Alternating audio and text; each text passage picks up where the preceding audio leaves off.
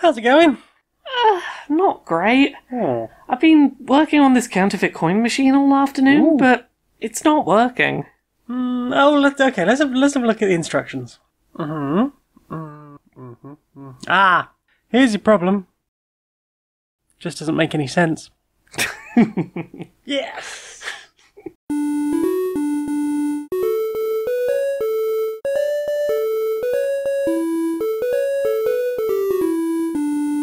Greetings, strangers, queer and pleasant. I'm not Laura Kate Magnet Dale. And I'm not Jane Aerith Magnet Dale. And welcome to another episode of Queer and Pleasant Strangers. It's a podcast for two queer trans women. It's us, we're wifey types. We talk about bits of media we've consumed in the week and do silly voices and skits and just have a bit of a silly catch-up. Yeah. How you doing? I'm cold. I'm cold and tired. I'm cold and tired. Yeah. We should be allowed to just have a little snuggle. Right. Why don't we start a new podcast that's just us in bed having a little snug? Look, I don't know if there's going to be particularly much insight for people to gain from that, but you might hear a snore every now and then. Just. But no, I must be awake, and my body has to use up energy staying warm and falling asleep. If my recent For You on TikTok has been anything to go by, apparently pretending to sleep on stream is just a huge thing right now. I mean, depends what streaming service you're on. Some of them have rules that are like, you have to be awake and conscious. I mean, I'm not sure that it's they're actually genuinely asleep, but who knows? I don't know, how someone can be asleep constantly multiple days in a row, and that is their whole streaming presence. I mean, I don't know, that sounds like a pretty good streaming presence, if I'm honest. Right. But for now, what I will do on stream is play things. What have you been playing this week? What have I been playing this week? Well, there has been a new Vampire Survivors update. Is this the one that you have open right now? No, different. I'm playing something different, and we'll come to that in a minute. We'll come to that in a bit. Okay. What Vampire Survivors thing you been playing? Well, there's been a new Vampire Survivors update. Vampire Survivors update. Yes. Sorry, I thought you said there'd been a new Vampire Survivors like. No. The new Vampire Survivors update. There's new content in Vampire Survivors, and we've both played it. We have, and I think you've finished it now? I believe so. I've got all the unlocks and achievements and things from the new update. What about you? Back to full on your achievements. Indeed. Every time there's a new release, my 100%. Well, how dare you? I've redone it on a couple of platforms. I'm waiting for the Switch version to get the update because it had some kind of problem, and then I'm going to do it all there again. Okay. But yeah, have you done all the stuff in the update? I think so. I realised that in my most recent reset, I hadn't quite done all of the new stuff. That from is it like Foscari? I hadn't done any of the underground stuff. Smashing all the crystals with the specific characters. Yeah, that took a little while to get through. Yeah, but the other thing is, I think because I wasn't playing in infinite mode, whereas you had, I took ages to work out what the evolution for the new weapon was. Oh, yes. So yeah, there's a few... This was a free update. Yeah. There is a new map that is all sort of... 20-minute special. Yep, it's all sort of snow-themed and has snowmen everywhere. Mm. Early to mid-October, perfect time for a Christmas update. Yes, thanks, Luca. Yep. There's a new evolution for a character, Osol. The dog. Osolo Mio. The dog that farts flowers. Yeah. Now has an evolution, and I don't know the lore reasons why that dog becomes what it becomes when it evolves, but it sure does become that, huh? It sure does become that, and then the universe collapses around it somewhat. Yeah, that's pretty wild. Yeah. There's a new weapon. Yes. Which... I'm a big fan of this new weapon. Yeah, how would you describe this new weapon? It starts off as sort of seemingly attacks the nearest possible enemy, but it's like a big cone, but instead of you being the source of the cone, it's like, imagine 15 yards in front of you, and the cone is shooting back towards you. Yes. Sort of like a lance attack. Sort of, yes. That sort of thing. It's an interesting. It's definitely a damage shape that the game hasn't had before. Yeah, I don't that think does so. some interesting things. And the evolved version of it is just wild. Yes. I look forward to seeing that like mixed with some of the other big, huge, ridiculous, screen-destroying combos, because I think it will be quite fun to watch that just be completely chaotic. And there was a new thing to spend money on once you'd done your unlocks. Yes. Defang, which it increases the percentage chance that an enemy that spawned in just won't be able to do damage. Yeah, each one is a 3% chance that an enemy just won't have any teeth. They've been defanged. Yeah, which is interesting, and one of those things that I think makes sense as a late game unlock balance-wise at this point. But yeah, it is a little handful of extra Vampire Survivors content, and I'll never say no to an excuse to hop back into Vampire Survivors for a little bit. Especially not for free. Exactly.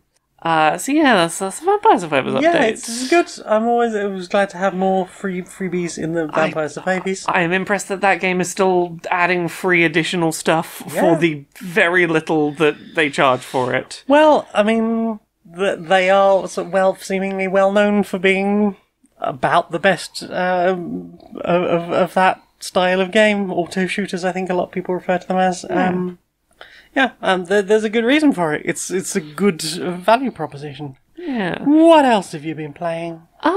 Well, I've played through the entirety of Sonic Superstars. I've written Sonic Frontiers in my topic list. Wasn't that a few years ago? Yeah, no, that's the wrong one. Sonic Superstars. This is the new one. It's a side-scrolling 2D platformer. Back in the style of what Sonic 4? Yeah, that sort of thing. And here's how I feel about it, having played it through it start to finish. It is one of the best Sonic games in a very long time, with one really annoying caveat, and I'll get to that in a minute. Right. The vast majority of this game is no gimmicks, well-designed 2D Sonic. You have some optional power-ups you can get access to by finding hidden Chaos Emeralds, and those will give you things like the ability to reveal hidden platforms or sort of summon some clones into attack and things like this. They're all completely optional. You can just not pay attention to the fact they exist at all, if you would rather, and just play well-designed creative Sonic levels. Nice. And a lot of those levels have little gimmicks that are well-designed and don't feel like they're trying to reinvent the formula. They're just a little fun thing that, that one level is doing, and it's well-designed, and you sort of move on from it, and that's okay. A great example of that is there is a stage set in a factory, and in the background at all times you can see this big hydraulic press, and it's huge, sort of raising up and then slamming down, and every time it slams down on this sort of rhythmic timer, you get bounced up in the level. Okay. And that's sometimes helpful for getting up extra high jumps. It's sometimes detrimental because, you'll get knocked up through a platform and not be able to get back down to where you were. Oh, no. So you have to, watch the hydraulic press and go, okay, I'm going to run along that lower platform in between hydraulic presses and not get thrown up to the higher platform. Okay. And that's, a really interesting stage gimmick that's not overplayed, and there's a lot of, visual stuff in the stage to, clue you in when it's coming. That's, things like that are, that's a good, solid idea. A Sonic game that didn't try to reinvent the wheel. What? Right. The closest it gets to a gimmick level is there's a level where you transform into different voxel things and have slightly different playstyles. But even that, they're all, well-designed, very intuitive, and, they'll do the thing for, 10, 15, 20, 30 seconds, and then, oh, you're back to Sonic, get back to doing Sonic stuff. It's a really good Sonic game with one caveat that really stops it. There's one thing that makes it pretty good rather than great. Oh no. And it's the bosses. And not even all of the bosses, it's specifically the final 3 bosses. Okay. Right toward the end of the game, the design for the bosses gets a little bit fucking bullshit. Right.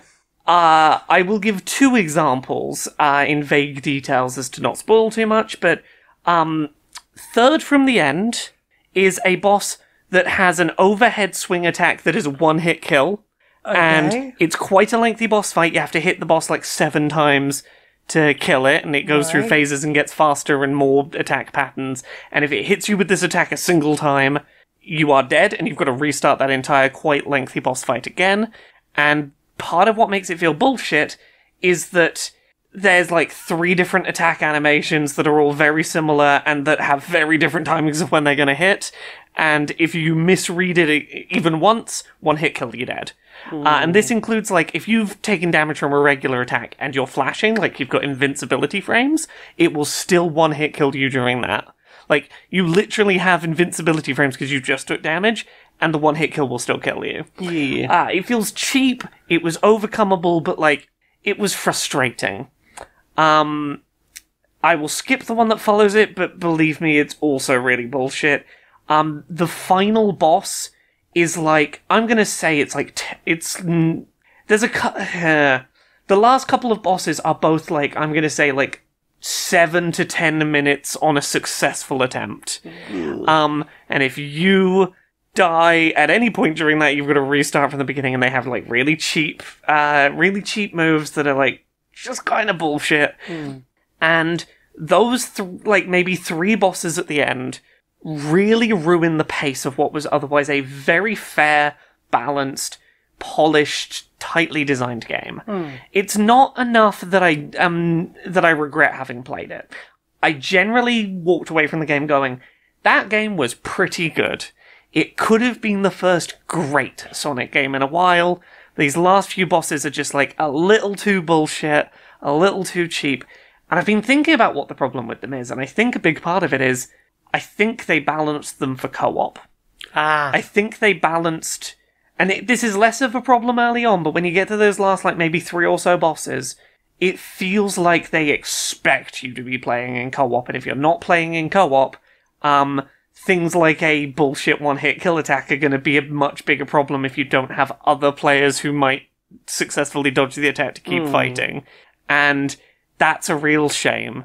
And it doesn't help that I was playing that game the same week as Mario Wonder, which, like, I was playing it back to back with an impeccable example of what a 2D platformer released in this year can be, and it's hard to put up with like the level of bullshit this was pulling toward the end in comparison, and it's such a shame because the levels are fantastic.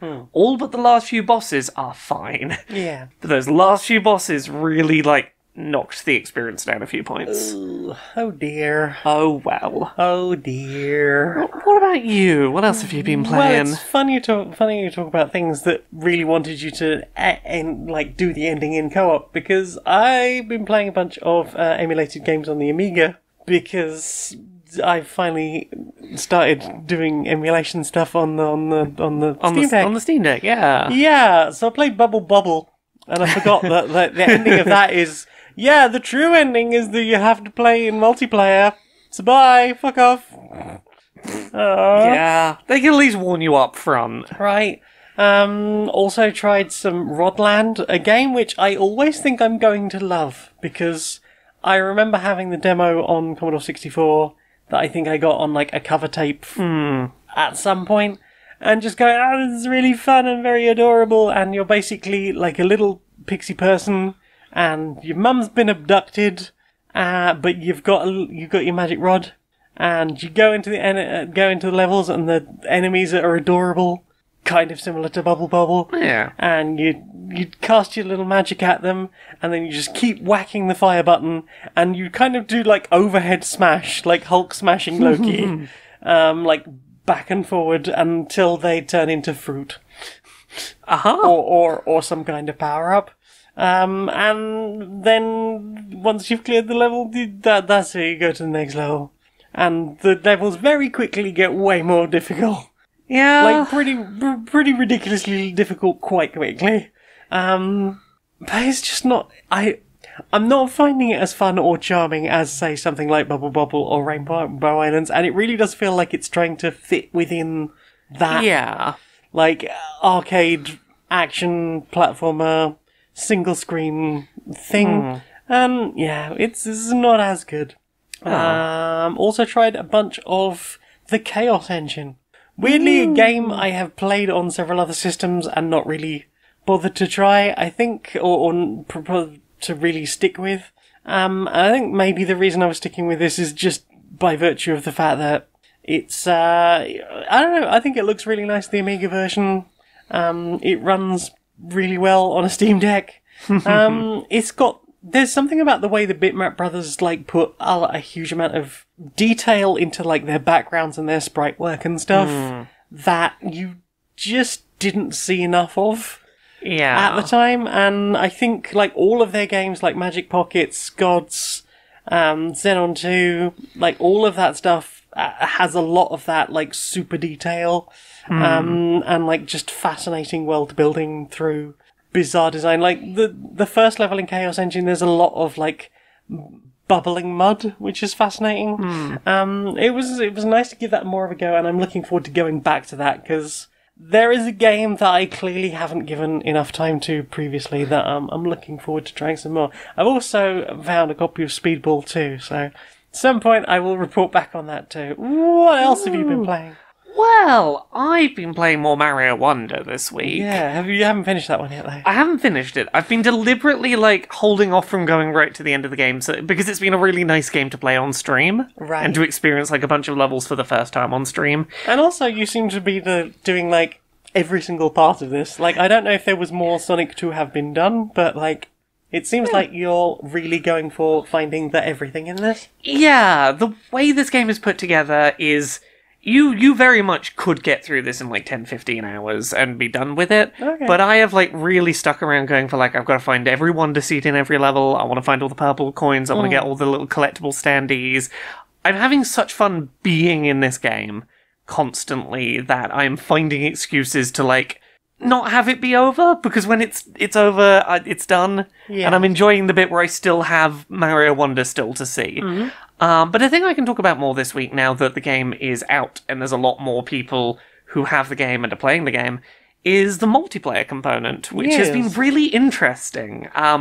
So the game has a pseudo online multiplayer mode that is... I've seen people compare it to Dark Souls, and it's weirdly like the best kind of comparison. Oh, I mean, it makes sense. It's sort of ghost characters doing the level at the same time. Yeah, so you've got ghost... If you connect online, you see ghost data. Well, ghost data is not the right term, because ghost data implies it's other playthroughs people have done in the past. But they are semi-transparent. Yeah, they're semi-transparent, but they are other real players in real time playing the level with you. And 99% of the time, zero interaction with them. They're just getting on with playing the level, you're getting on with playing the level. This will come up more in some of the harder levels, also, like, if you're trying to do a particularly tricky thing to get, like, a special collectible. If you, at any time in the level, you can pop down a standee in one position, and you can replace it, and, you know, get rid of the last one, put a new one down. If someone dies in the level, they can get to your standee within 5 seconds. They pop back up. They don't lose a life. They get to continue from where that standee is. Same for your physical self. If I was to die, I would have 5 seconds to find another player of the, I think, 4 loaded into the map, and if I can touch them, I get to keep going. And this has been really interesting in how it has impacted, like, there's 2 places it really comes up, at least from what I've been playing. Some of the, like, collectible big purple coins in some of the levels are really tricky to get and to survive getting. And sometimes people will just stand next to one of those and let other people go down and get the coin, and if they die, float their ghost back up to safety. Nice. Which is really nice, and it reminded me, and there's... Get me so you know, there's some bits like this that we'll get to in the other use of this multiplayer. It reminded me of playing Journey for the first time, because you can't really talk to other players. You can maybe do a happy face or a question mark emote at them, but it's wordless communication, and these little unspoken interactions that just sort of pop up through play are really nice. The place where I've experienced more of this is... The game has some very, very, very difficult optional levels you can go and do. Yes. And those are really interesting to do with other people available. Like, there's some of them, like, there's a big wall kick challenge I turned off online. I was like, I just want to do this myself. I want to know that I did it, because, like, I can feel I can do it. But then sometimes you'll get a level where you're like, I am just not going to make it through this by myself. So turn on online, And there's one level in particular I'm thinking of that was an auto-scroller, and it was a very hard level, and after a couple of deaths, I noticed I kept playing through the level at about the same time as someone else. So when one of us died, and the other died, we'd sort of wait for each other, start the auto-scroll at the same point, like we'd both jump at the thing at the same time, and just do the level together so that our scroll would be in sync, and then if one of us died, the other could sort of revive us and back and forth, and together we got through the level. Yay. And I've had a lot of really lovely tweets from people going, "Oh shit, that Laura, was that you?" I'm like, "Oh, that was me. That was you. I remember that interaction we had." It's a really nice, like, unforced multiplayer interaction that's just... It's just very pleasant to be like, I'm having a good time with this game and I can see other people are too, and if I'm having trouble, they'll help me and vice versa. And just a nice feeling of community. Yeah. I think Nintendo's doing a decent job of, like, fostering that unspoken community in a few of their games recently. Like, there seems to have been, like, a decent amount of that. Without any, and now this person will start hitting me up to be like, "Hi, can I add you as friend?" Yeah. I am on, I think, the last world, or maybe penultimate, possibly. I'm quite near the end of the game, and I will say I think the game has like really kept up its creative, its sheer density of creativity. Yeah, like I have barely ever seen an idea be repeated. And I can think of one example. In one of the later worlds, they come up with a mechanic where you turn into a little blob. You're just a happy little blob that can navigate the level. And it's adorable and it's really fun. And I said the first time it came up, I was like, it's a real shame that this is never going to come up again, like all those other Wonder Seed mechanics, because I would play a whole game of this. If you released a platformer that controlled like this and I looked like this, I would play it. And then it came up like 2 more times, and I was like, you know what? If this is the one time you're going to repeat a mechanic, I'm very okay with that. I have one complaint about it, and it's not a major thing, and it's not enough for me to not think that the game is a masterpiece, but it feels like it's worth noting. Some worlds will have a secret exit hidden somewhere in them that will lead to some additional levels. And sometimes they are a bit fucking bullshit to find. Right. I'm trying to think of a good example off the top of my head. Sometimes it will be things like, oh, you've got to get to the end of this level with a power-up intact that this level doesn't provide you. So you've got to go to a different level. Yeah. Yeah. I have encountered that. Yeah. And like that, I wouldn't hate too much, if not for one thing. Like, this particular level I'm thinking of, it was the first time I realised this was a thing, that I might have to go get a power-up from a different level, get through the level and, like, do a thing to get a different exit. I looked at that level on my, like, list of courses, and it told me I'd 100%ed it. It said I had every Wonder Seed, there were none missing, I had every purple coin, I had the flagpole. It didn't tell me, hey, there's a secret exit where there's another Wonder Seed hidden that'll lead to some other levels. And that felt a bit bullshit. Okay. A bit later in the game, like, I'm going to say like 3/4 of the way in, you get a badge that reveals hidden secrets and, like, helps you navigate there's a secret here. And that kind of takes a bit of that off. And I don't hate this now that I know it's a mechanic and I understand it's going to be a bit bullshit. I've gotten a bit of an eye for, if I see a thing like this, I need to investigate it even if it says the level's 100%ed, because it might be something important. But that felt a bit cheap. And, like, I don't like a game telling me I've 100%ed a level when I haven't. That's fair. And I think, weirdly, this, like, a lot of people have compared this one to Mario World, and in many ways I agree. I think it is probably the closest to capturing the vibe of World of any of the more modern Mario games, especially the 2D platformers. But I think one thing that you had with Worlds on the original SNES was the whole, like, they advertised there are 96 levels. What that really meant there are 96 total exits, because there are, like, different ways of exiting a level, and maybe that leads to something else. And in the case of something like Forest of Illusion, it might not be that you've got to another level. You might have just found a loop around to get to a different position. What I don't mind that, like, they've hidden some of these exits in bullshit hard places to find. I just wish there was something to go, you haven't found everything here. Yeah. There's an exit in this one. But, it's going to be hard as balls to find, but there is one. Okay, then, but and I will get back to the other half of that point in a second. But with that, is it actually possible, until you do, like, find this secret findy thing, to get those other exits? It's possible, but there's some of them I look at and go, fuck off, I would never have found this. Right, okay. So the other point I was going to make is the difference between the original SNES version and the Game Boy Advance version of Mario World, because that one finally gave you a way of tracking Yoshi coins. Yes. Like, originally, there had been 5 in every level.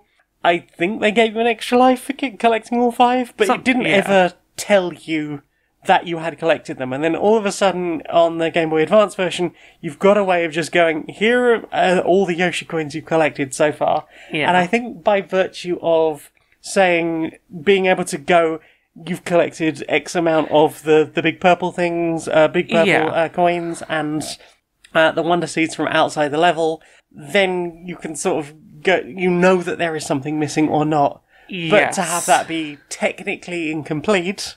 Yeah, that's the thing. It's, don't give me a thing that tells me how complete the level is if it's not going to be true about how complete the level is. I think that's what annoyed me about it. And it's certainly not a deal breaker. Because, like, here's the thing. Now that I know that that's a thing, I feel no shame in occasionally just going, is this one of those exits? Let me just Google, is this a secret exit? Okay, cool, I'll do that. Yeah. But, like... absolute masterpiece of a game, that is my only complaint, and it is such a minor thing in the scope of how fantastic this game is. Mario Wonder, superb. Mm-hmm. What about you? What else have you been playing this week? I've been playing some Fatal Zone. Ooh. All one word. Fatal Zone. Yeah, it's new Vampire Derivers. I think it just came out on Monday, so yesterday at time of recording. It's Vampire Derivers, where the plot is ridiculous. Yeah. But it seems like basically there are zombies. I mean, that's what I got, was you've got a gun, there are zombies. You've got a gun, there are zombies, but you might also have a sword or a spear or... what's the other thing? You can have like a shotgun or an Uzi. The Uzi is like generally the starting weapon for a lot of things.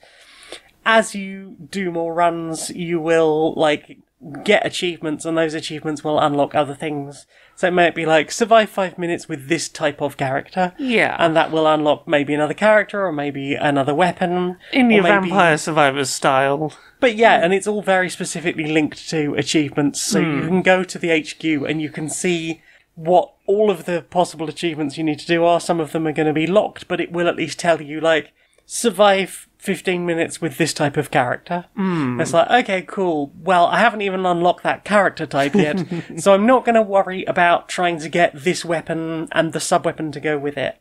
It handles evolutions in a really nice way, in that it will always tell you what the other half of the thing is. So if you get one, it will always tell you what the other thing is. You can go into the Evo book, and it, rather than telling you just the evolutions for the things you've got, it will tell you the evolutions for everything, and you can sort of plan ahead as to what you want to be picking up based on that. This has a really interesting mechanic of...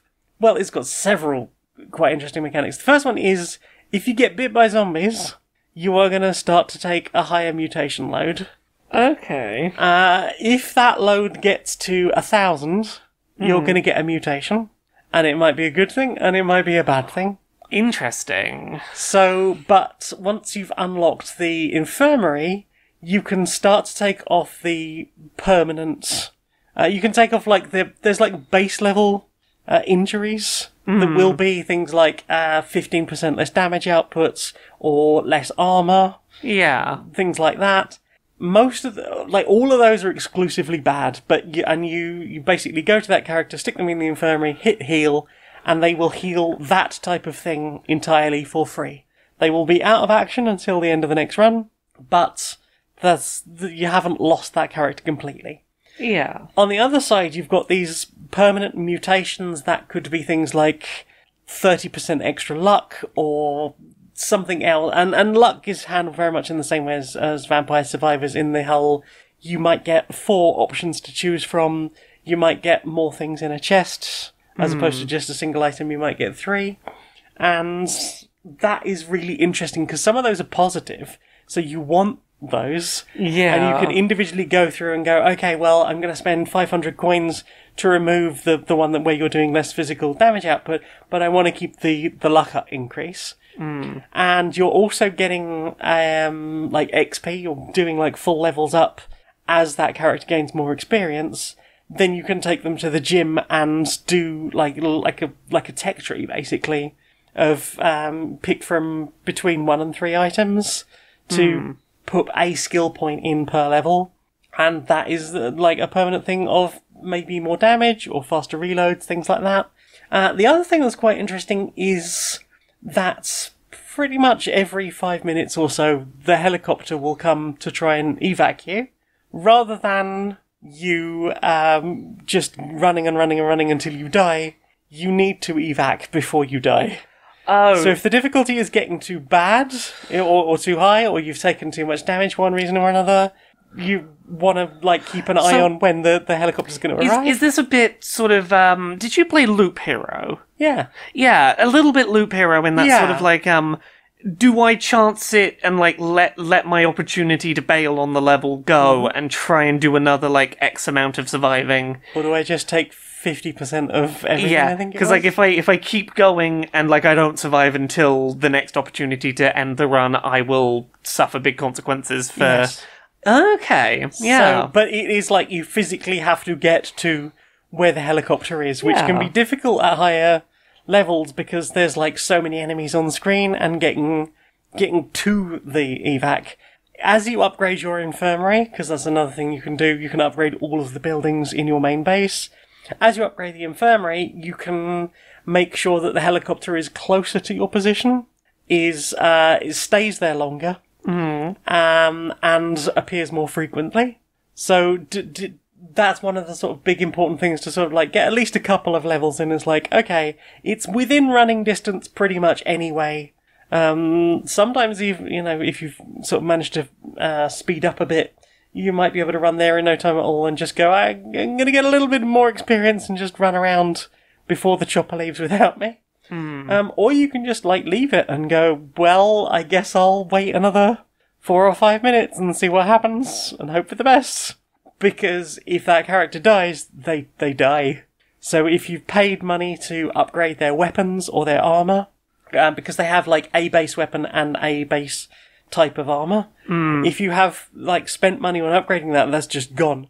Oh. Anything you picked up during the level that would be used for enhancing your main base, gone.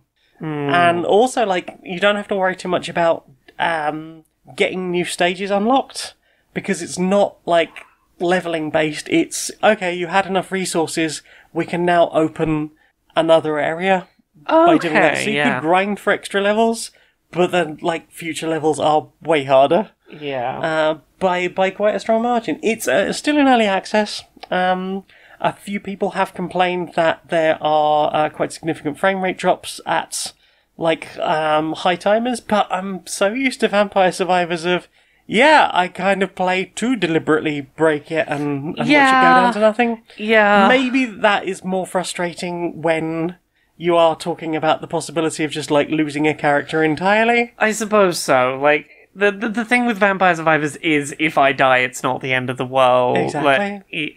Once you get to those kind of frame rates. Yeah. But it's still in early access, so it's... Yeah. Anything could happen. It's under £4, I think, at the moment. And if you own any of the 3 or 4 games they've partnered with, you can get it for like $3.50, I think, Nice. currently. And it's one to keep an eye on, and one I'm enjoying so far. And it runs fine on Steam Deck. So, in my experience thus far. But enjoying it so far. What about you? Have you played anything else? I've been starting to play around with the Quest 3. The Quest 3. It's another one of those VR headsets now. It does mixed reality. Mixed reality? There's 2 realities. Yeah, blended my together. VR's in the real space and whatnot. And what that basically means is, hey, you can do your VR in the, like, here's your fictional space station you're floating in or whatever, that's like your place where you're doing your video games, or you can just see a colour video feed of the room you're in and do the games in 3D space. Yeah, I've been seeing this keep popping up on my TikTok and, like, YouTube shorts of people, like, standing around in their kitchen cooking dinner while watching a film that's just, like, virtually floating to one side. Yeah, like, look, I'm not at the point where I'm gonna, like... there's a lot of people who seem very ready to live their entire life in this thing, and I'm not at that point. But I do think it's pretty cool being able to, like, hey, I've got a big virtual screen that I'm watching a video on. I'm just going to put it here in physical space. Yeah. And, like, I can like, move about my room and then look over that, and it's still... it's like I put a TV screen floating in space. Yeah. And that's cool. And I've been enjoying some, like, simpler games that... it's just nice to feel a little less shut off from the world while playing them. There's one called Cubism that is just a puzzle game about... here is the 3D outline of shape, and a bunch of shapes that could be used to fill in that shape. Okay. Try and put them in so that they all fit in with no empty spaces and no overhang. Oh, like those wooden puzzles where you have all the different pieces. That and you kind just of try and thing. fit Like, them all in. that's a nice kind of game to play in mixed reality, because it's like, it's nice to be able to sit and do that without being like, I've shut off the entire world from me. Yeah, it has been interesting the couple of times you've been playing stuff in the living room, because I'm so used to VR being like, I guess I will just get on with my own things, and you're just like, oh, you I think you asked me what I was playing on the computer, 'cause you just like looked up and just like could see, was like, and is it black and white? And like, no, I have full colour. Yeah, like, It was... Cubism's a good example of one that's, like, not got so much going on you can't engage with the rest of the world. Because, like, as you said, I was like, oh yeah, what are you playing over on the computer? I think we had a YouTube video playing on the TV, which I was watching in colour in between While playing. I was playing Deep Rock Galactic. Yeah, it was... It's nice, and I'm sort of experimenting with which games have support for that and how much that adds. It definitely seems to be most beneficial for stuff that you can just, like, sit and interact with while other things are going on in a space. I did find another VR game that I was excited to find, and I had a lot of fun with today. It is called... let me double check the name. It's called Smash Drums. Okay. It is a VR drumming game that isn't Ragnarok. Yay! Yeah, so... to rewind, I talked about Ragnarok when the PSVR 2 came out, which and as a drummer, you were very excited. Yeah, I was very excited by this VR drumming game, and then it turned out like a good chunk of the songs in it were from bands that have racism or sexism or homophobia, etc., scandals, or all of the above around them. It was a bit of a shame. It was particularly a bit of a shame that, like, the first track on there I found that I really, really fucking enjoyed was from a band that had some shitty shit going on, and it really put me off. And it was a real shame. Smash Drums is pretty similar. It is a very similar kind of thing, just from what I can tell, because it's got less, like, Viking and pirate metal, there's less shit attached to it. It is so, Ragnarok was a game where you just had, like, two big drums in front of you, and you would, like, you know, doing your drumming, to sort of make, you know, your boat go forward. Yeah, and didn't you have stuff at the, like, one thing on either side as well? Yeah, you had like a row of drums that were sort of around, and you occasionally hit stuff out to the side, but it wasn't, like, a drum kit so much. It was like, you were drumming on a few drums, not a kit.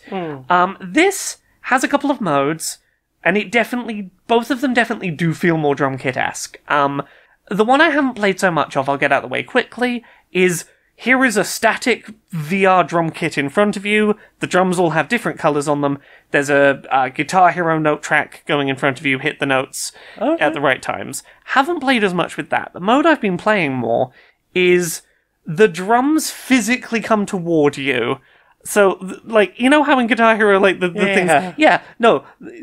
you know roughly where the drums have to be when you have to hit them. You. Quick, hit it. Yeah, no, there's a snare drum, there's a cymbal, hit them as they come, go. Okay. But they, like, come into the position where you'd have to hit them. Okay. And the way that it sort of signifies things like, if a note is going to be offbeat, it will do 1 exclamation mark or 2 exclamation marks if it's a quarter or half note offbeat. And you just sort of drum as the drums come at you. Okay. And it works surprisingly well as a system for for doing this kind of thing. There is a pretty good amount of music in there. It's largely from, like, lesser-known bands. I did not recognize most of the bands in there, but the music that is in there is good.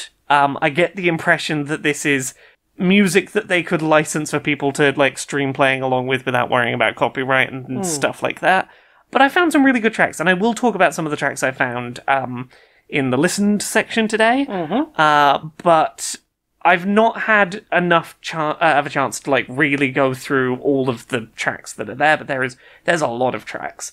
My biggest issue is mainly that there are DLC tracks from bands you have heard of that are just in the track list, and they'll have a little shopping cart next to them, but it's very easy to go, oh, I know that track, I'll click on that track to play, and, like, not register that there's a shopping cart next to it, and it's like, hey, this track is this much. And I'm like, I wish you would just not show me them if I haven't bought the DLC, or, like, put them elsewhere. It always feels skeevy when you mix paid content you haven't paid for in with the content that is available to you. It's not the biggest problem in the world, but it's, like, it's a little scummy. But generally speaking, it's been really fun. It feels like a drummer's drum game, and there have been some I've already found a couple of tracks that are just very fun to drum to. Excellent. So yeah, that has a mixed reality mode to it as well. I haven't played around much with that yet, but you can have the drum kit in 3D space in your living room. Nice. As you drum. I'm curious to try that out. But yeah, Drum Smash. I'm glad to have found a VR drumming game that I don't have to go, oh god, this is full of terrible bands. Yes. So yeah, you played anything else this week? Yes, I played a virtual tabletop styly version of the Deep Rock Galactic board game. Ooh. I have played quite a chunk of this now. DRG board game went to Kickstarter like about a week into the whole problems they were having with their the like union busting stuff. Oh. So I'd never. To be clear, Kickstarter's union busting stuff. Yes. Yes. For a moment, you said yeah, they went on Kickstarter after their union busting stuff, and my brain went, Deep Rock Galactic had union busting stuff. Sorry, yes. Kickstarter's union busting. Basic and yes. Like, and I messaged them like, is this coming to retail? Because I am not currently willing to back anything on Kickstarter. Luckily, Kickstarter got its union together. Well done, them. Hooray! But yes, so it's just gone back to Kickstarter recently. But I was like, you know what? Since Facebook decided to absolutely just ram it into my feed every other second, I was like, you know what? I will give this a look, see if it's on any of the virtual tabletops. It is on one of the virtual tabletops I already owned. And someone's done like quite a nice scripted version of it, so you can just like load it up and click on whichever particular mission you want to do, and it will pull in a full scripted version of that mission, and anything that's sort of hidden but is scripted to sort of come up, like in Frosthaven, where, like, let's say you had like an upside down or a shadow version of the tile you knew was coming next after you opened the door, and you just click on a button and it will flip the thing over and put all the stuff on there that needs to be on there. So well done to whoever created that scripted version. And yeah, it's really interesting. I'm probably playing it about as in as difficult a manner as a single person could play a 1 to 4 player game. Rather than playing the solo mode, I've just been playing a 4-hander. Yeah. Which initially was just like a way for me to try and get a hang of the game as a whole, but soon became just like just enjoying the way each different dwarf acts. So like the gunner doesn't have a lot of damage output, but does roll like 3 dice at a time for their primary weapon. So there is more chance of hits, but because of the type of dice that are being used, certain enemies just have a like a resistance to at least one of those dice. Okay. Which means that like you even though you might get 3 hits, only 2 of them are gonna collide at all. And for things for the larger enemies, that can be a bit shit. The first level is maybe too easy, but it certainly does give you a good a good way of like getting into the base mechanics of how does moving work, how does shooting work, and then like almost immediately the difficulty is way ramped up. I've not found it super hard so far. I think I've only fully lost one match of this, and I'm now just starting like the 5th mission. But it has like all of the enemies you know and love from like early Deep Rock Galactic. Like it doesn't have any of the stuff from the current season with the meteorite strikes. It doesn't have any of the robot stuff in there, but it's got like your basic glyphids, web shooters, goo bombers, things like that. And yeah, it's a really good way. Like it's not super rules heavy, but it is I think a really good way of getting that Deep Rock Galactic co-op vibe onto a tabletop game. And I'll be interested if it does actually end up coming to retail. Nice. But yeah, I'm really enjoying it so far, and I will report back if I play much more of it. And who knows, maybe we'll play some together at some point in a virtual world. What about you? Played anything else? That's about it for me, I think. No, the only other thing I would briefly like to touch on is Frosthaven. Yeah. We did play a little bit more Frosthaven. Yes, we didn't play with our full group of 4 we usually do. But that's the joy of Frosthaven, you can drop in, drop out. Yeah, we did a little three-player, couple of matches. Yes. I retired my first character. You did, yes. Yeah. You've swapped to a new character. Yeah, so I was the Bone Shaper, and I had been since the very start of our campaign. I went through a good chunk of missions, I think. I feel like we've done like 10, 15 missions at this point. Oh, I feel like it's going to be more than that. Maybe that. I will sit down and count it at some point. Yeah. But yes, and had literally just finished painting my Bone Shaper, and then retired them. And I think it's very easy with something with Gloomhaven and Frosthaven to sort of go, I want to like try and I want to pick a character and I want to retire them quite quickly. I want to get rid of them quite quickly. I want to be ready for them to go and me to move on and unlock new stuff. Yeah. Because you've got a big box of stuff, and so much of it is like, no, don't peek in here. And having now retired my first character, and we've got like 2 other people in the group who are fairly close to retiring. You were the first person to retire. Yes. And I don't know, because you retired so quickly, I don't necessarily know if you had the same problem I'm having now. But to go from, I think I just hit level 5. Yeah. To my new character was able to prosperity level to level 2 to suddenly start a new character going, I don't have any of the good modifiers I put in my deck. Yeah. I don't have because I had so many perks, I had so much of my modifier deck changed to suddenly go, I've got a new character and they just feel so weak, but we're still doing the same difficulty level. So missions? I very much had this. I didn't realise I was retiring my character as quickly as I did, and I just kind of committed to it once I realised what was happening. I thought mine was like our friend's character, where I did the thing, and then I would get a quest, and I could do that quest whenever I was ready to retire my character. Yes. And I didn't understand that by doing the thing, I was just going to lose my character right then and there. Yes. And I made a point to be like, I'm just going to commit to this and do a new character, even though I don't feel ready. I was really enjoying that character, because if I stress about it, it's going to become a whole thing. So it's just like, I'm just going to commit to it and I'm going to do a new character. And I'm very much enjoying the new character. But I did have that real moment of, I'd picked, the first character I picked was one I was really excited about, and I was really getting into the flow of them, and then suddenly I was doing something different and something new, and I had to play differently. Yeah. And there was a couple of missions of, this is not what Frosthaven was a minute ago. Yeah. It passed pretty quickly.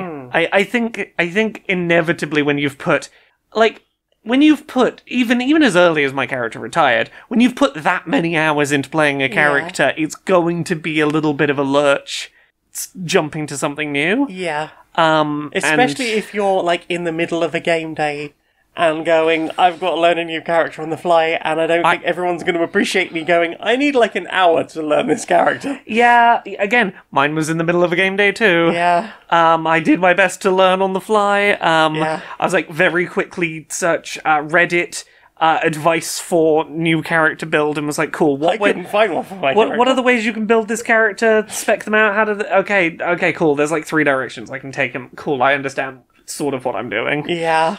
I did a similar thing. Yeah. But, like, I'm not totally unhappy with this character, especially now that, like, after we packed down for the day, I took some time to, like, look through all of my cards and decide on a build I was going to try and put that together. And it looks like this, I'm playing the Drifter now, which is apparently one of the most, like, all-rounder characters there can be. Really diverse, like, really have a lot of different options with them.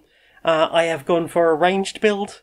So, but I think the main thing with this character is, like, lots of different characters in this game have this whole thing of, like, you'll play a card and it will have a little track on it. And things can move along that track and you'll get experience, or you'll, like, for the next 2 or 3 times a thing happens, you will have some kind of bonus. Like, I was used to, with the Bone Shaper, like, have a card that sits out that the next time one of your summons would die, nuh-uh. Yeah, or even sort of the summons themselves are cards that you put out and they stay out indefinitely. Yeah. But that card being out indefinitely means you can't be using it on a turn-by-turn basis to do immediate things, and you have fewer cards to work with. Yes. And your new character has a lot of those cards that stay out long-term. It feels like almost half of the cards from the starting deck have, like, a full 6-track thing, but it's like a permanent loss. So even though I was looking at it like, oh, I've got, 12 cards again as this character, and I've got tons of health, which I didn't have as the Bone Shaper, so suddenly I feel thinking, like, I could probably survive fairly well up front, as opposed to, like, hanging back and trying to keep everyone else alive, as I had done previously. But I had started to get, like, really genuinely quite powerful, to the point where it's like, it didn't really matter too much if I ended up out in front, because my modifier deck was so, like, heavily enhanced that, like, I was quite able to sort of hold myself together, and all of a sudden it's like, yeah, I've got a lot of health, but I don't really know what I'm doing. Like, almost immediately, like, I chose on, like, the spur of the moment, like, 2 cards to go into the deck, and almost immediately realised that they were completely unplayable in the way I had started to play that character. It's like, okay, I need to look at this at the end, but we'll get through this now. Those cards that you get in a character starting deck that will, like, permanently go away when you do a thing, I think can do a good job of leaning you towards, like, your character can do this, but you really shouldn't be building your build around it. And, like, the thing I think about with the character I'm playing now, being vague about who that is, there are very few cards I have that let me repeatedly, on a regular basis, do an attack without burning a card. And even when I can, they're very weak attacks. Which is, like, I can maybe once or twice in a game do a big attack, but generally, like, I'm not supposed to be doing that. I'm supposed to be helping other people move around, helping other people stay healed, moving my little summons around and letting them do the fighting. But when you have done that, like the last couple of games we've played where you've got very much into that character and that understanding of that character, you have become, like, the MVP. I've been the MVP in the sense of, like, I don't get to be the one that does any of the cool dramatic upfront moments, but I'm just the little general in the back going, like, okay, well, I moved my unit over there, I moved that over there. Does anyone want some healing right now? You could do with healing? Cool, I'll heal you. Who could do with some extra movement and do an attack at the other end of it? Cool, okay, you do that. It is definitely more of a support class, but, like, it's very great. Support class. It's a fun support class, but it's having played the 2 different Quattral classes in Jaws of the Lion and Frosthaven initially, who were both very, like, move very fast, hit very hard, be up front, big punch, run around. It's been a real learning curve to adjust to, I'm just here on the back, and most of my turns will be, who could do with movement? Who could do with movement with jumping? Who could do with healing? Who would like to move and attack? Yeah, who would like to be the star of my turn?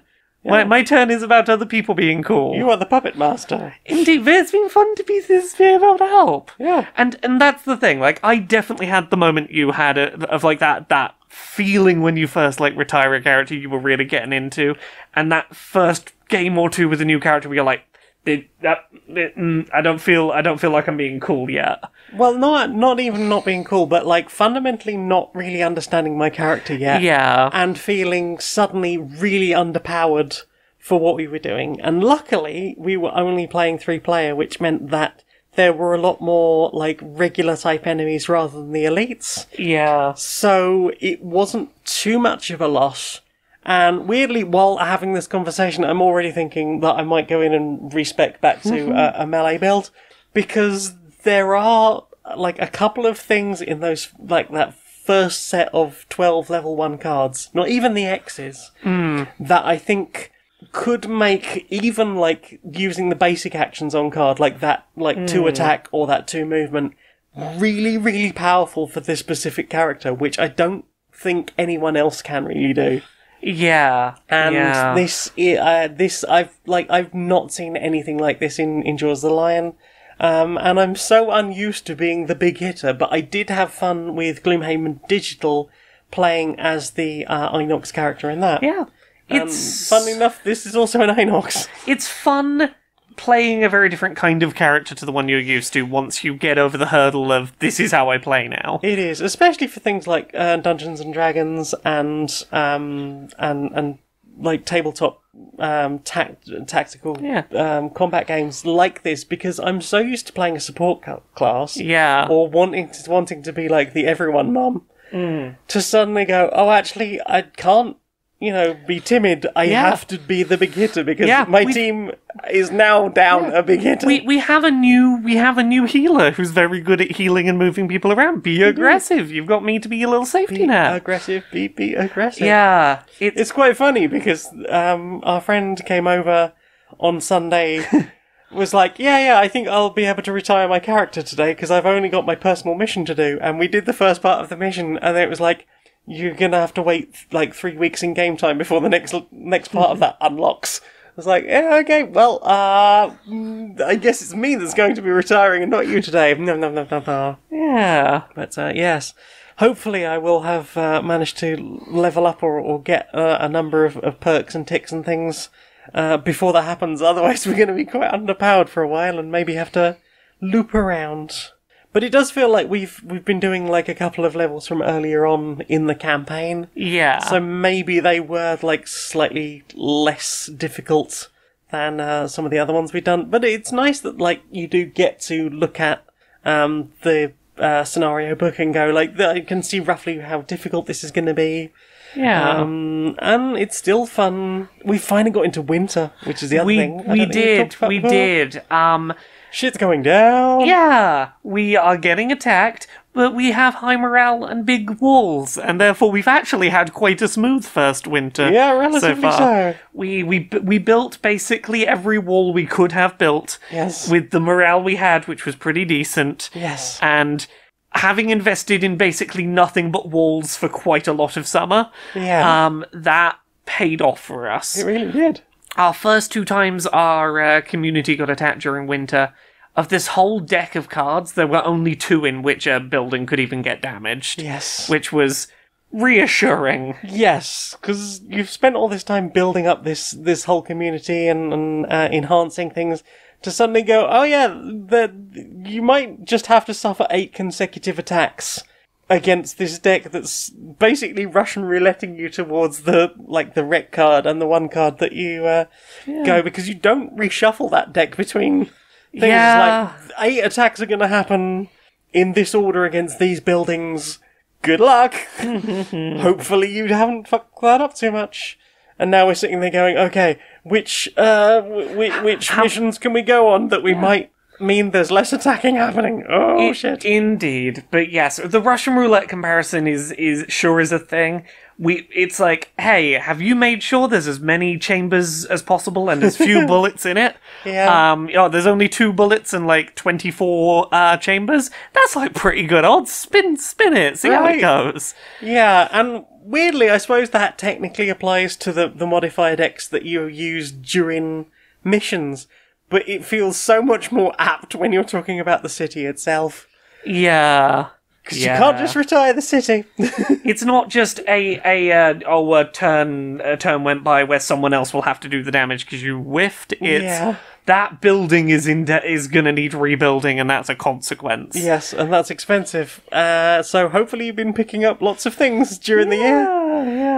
Yeah. That's. I think that's everything we played, is it not? I think so. Well then, time for this. Have you just wandered into a room and you don't know how you got there or why you're here? Yes? Are you still somehow filled with very much the feeling that you had a purpose when you initially planned to come in here? I'm definitely here for something. Yes, well, introducing Rewind Mind. Never worry about forgetting why you came into a room again. With Rewind Mind, you can just skip back through your thoughts by up to 5 minutes and discover your intentions. Rewind Mind. Play it back. Know why you're here. Oh, I was getting a sewing kit. Wait, why was I getting the sewing kit? Right.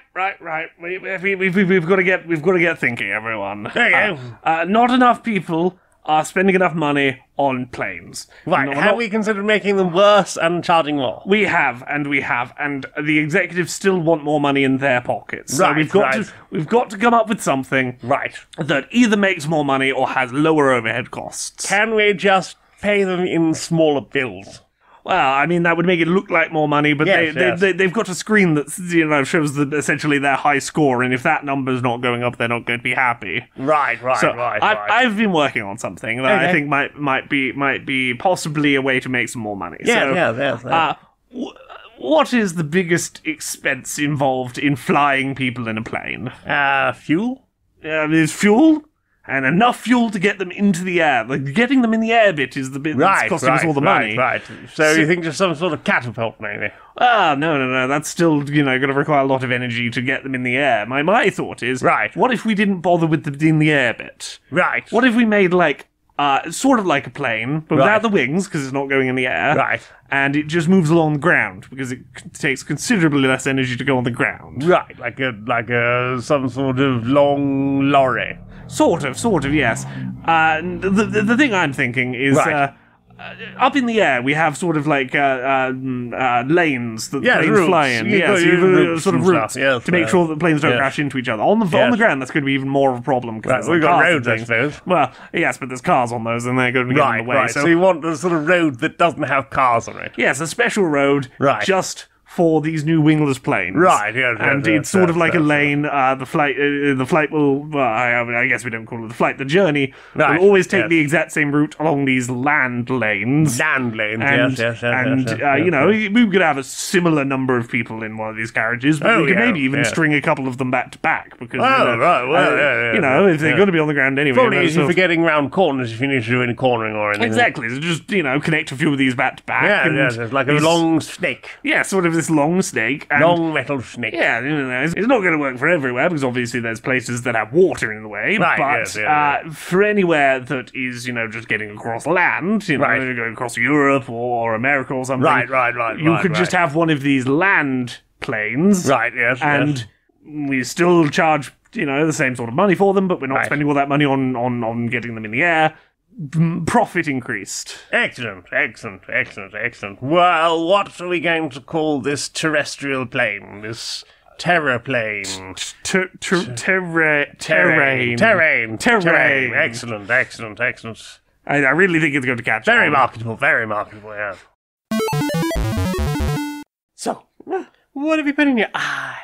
I saw something at the cinema I can actually talk about. What? I saw something at the cinema that is not a struck work. It was produced under a interim agreement with SAG-AFTRA. Yeah. So I watched, of all things, Taylor Swift The Eras Tour, which is a 3-hour-long concert movie.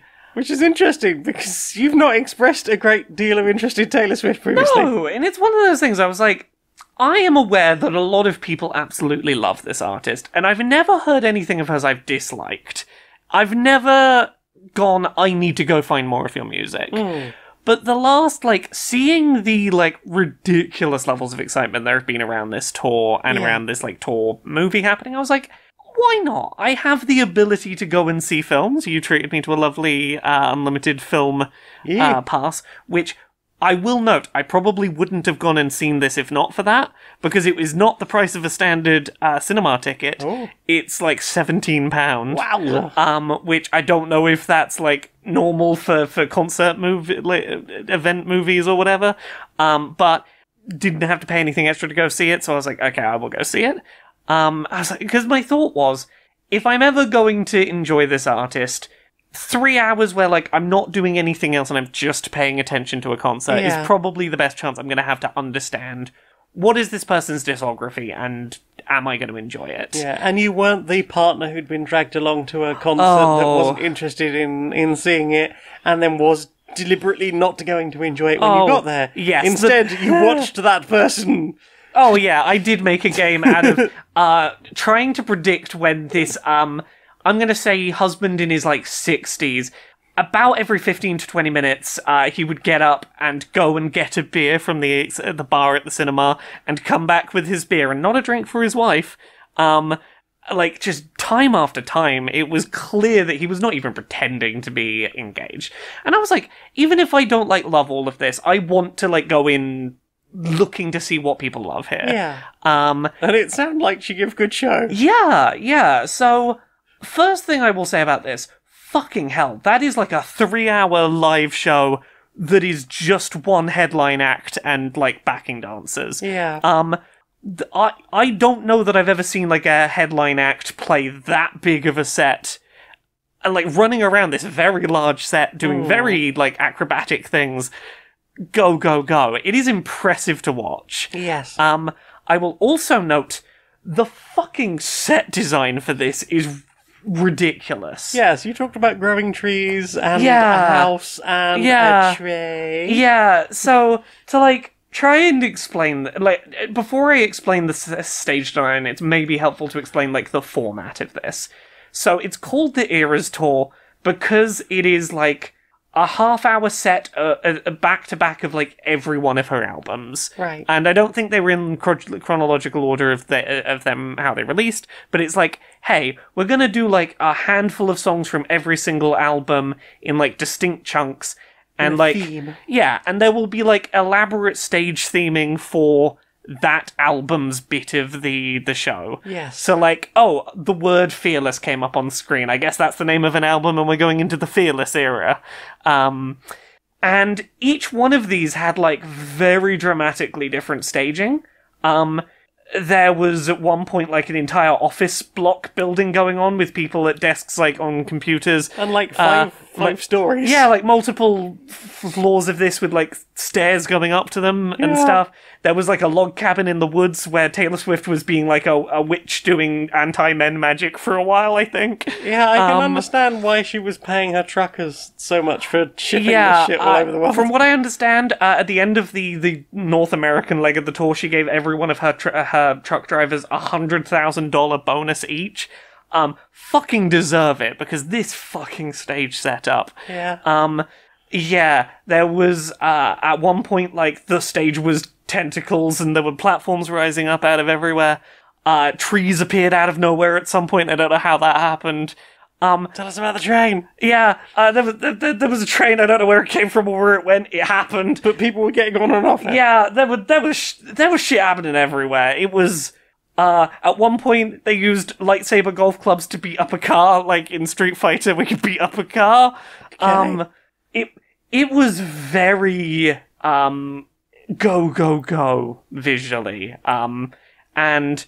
Good for the ADHD. Yeah, there was a lot of stuff to be taking in. Big credit to the quite large group of, like, backup dancers that were all performing their heart out to all of it. I walked away from this, and I'll talk about, like, some of the music in the listen to section today. I walked away from this going, there are some Taylor Swift albums I will go and listen to more that, like, caught my interest and, like, songs where I'm like, that was good. I need to find out what that one was. Even if not every song was for me, there was a lot more variety than I knew there would be. Like, in my head, Taylor Swift is very specifically, like, the handful of radio-friendly pop songs that I have heard and, like, some country tracks. Right. And I wasn't aware she'd really done much genre-wise outside of that. And watching this, it made me feel in some way... It was in some way similar to, like, My Chemical Romance, in that sort of, like, every album has, like, an aesthetic and quite a different sound, and, like, a cohesive... This is...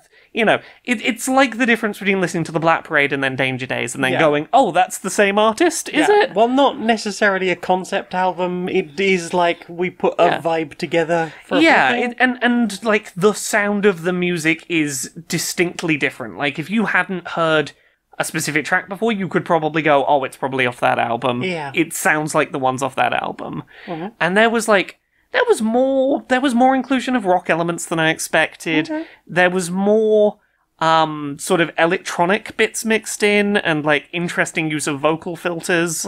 There was more diversity to the sound than I knew about, and I definitely came away with a handful of Taylor Swift tracks. I was like, these are pretty good. It's funny because you came back and we chatted about this for like a couple of hours. As you sort of progressively remembered more bits from this show. And I was like, I don't think I've ever listened to any Taylor Swift. And like we worked out like roughly when she'd started performing, and I was like, hang on, well that was about the time I was working in retail. Which means every few months I would get like 100 tracks of current pop music. And there is at least one track I think we worked out that I definitely had heard. The Romeo and Juliet love story one. Yes, which I'd mainly been aware of recently from TikToks of people going to Taylor Swift concerts, clearly expecting their boyfriends to propose doing the Marry Me Juliet bit and then not doing it and it being very obviously awkward. Okay. Well, did any of them drink poison and stab themselves then? Not that I'm aware of. Well, that's probably also healthier. But yeah, I was surprised at how many songs I knew. I knew more songs than or at least I knew the choruses of more songs than I knew I did. And yeah, puts on a very good show. I did come away with it with like a thing I had to research that I was curious about that I don't think I've mentioned to you yet, which is some of the big pulled back crowd shots. Like it's clear that everyone's wearing like flashing bracelets. That I assume were like handed out to people as they came in. But like there are like rippling patterns in terms of like changing colours and like moving like these lights. So you can use the audience as you can use the audience as like a like here's a Mexican wave of colour going across the audience, and I'm like, how the fuck are they doing that? Because like those bracelets can't like be specific to where the person is sat or anything. I did research. They have infrared laser cannons, essentially, that they, like, point at the audience and, like, you can't see them, but they are triggering the bracelets and they're, like, shining them around in certain ways to, like, make the patterns happen in the crowd. And, like, to make them change colours. It's fascinating tech, and it was very interesting, like, design-wise. Yeah. There's a lot of interesting showmanship happening. Yeah, I would be interested, I think, as much as anything, to like see a behind the scenes of like how they put those sets together and how all the tech for things like the wristbands work. Because it sounds like quite the staging. It's quite the fucking production. But yeah. I definitely came away with more of an appreciation of Taylor Swift as an artist and going, cool, I get what people are enjoying here. So that was the thing I saw in the cinema that I can actually talk about, because interim agreements with SAG-AFTRA, hey, continue to support the strikes. Damn right. This is the first thing I've talked about from many cinema trips, because I support striking workers. What about you? What have you been watching? Not really much we can talk about, to be honest. We watched a new Make Some Noise drop out, at least to pay their people properly. Yeah, they do.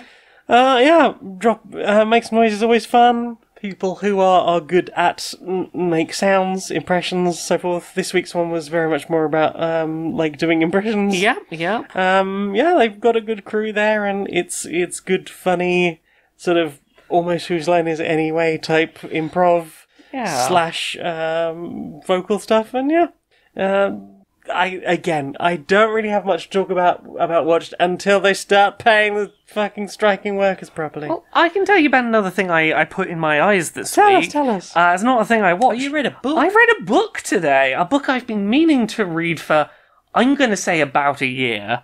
So, Lemony Snicket, author of, or pseudonym for author of the series of Unfortunate Events books. Yes. I've not really been aware of anything else he's written since those, and I was a big fan of those. I like the writing style on them. But maybe a year or so ago, he was doing a Q&A authors evening at Waterstones in London, and my little sister invited me to go along. And I was like, that sounds lovely. And it was to promote a new book that was called Poison for Breakfast. It is a pretty short book. It is 150 pages-ish, and it's A5, so it's it's a pretty small book. I read it in a couple of hours.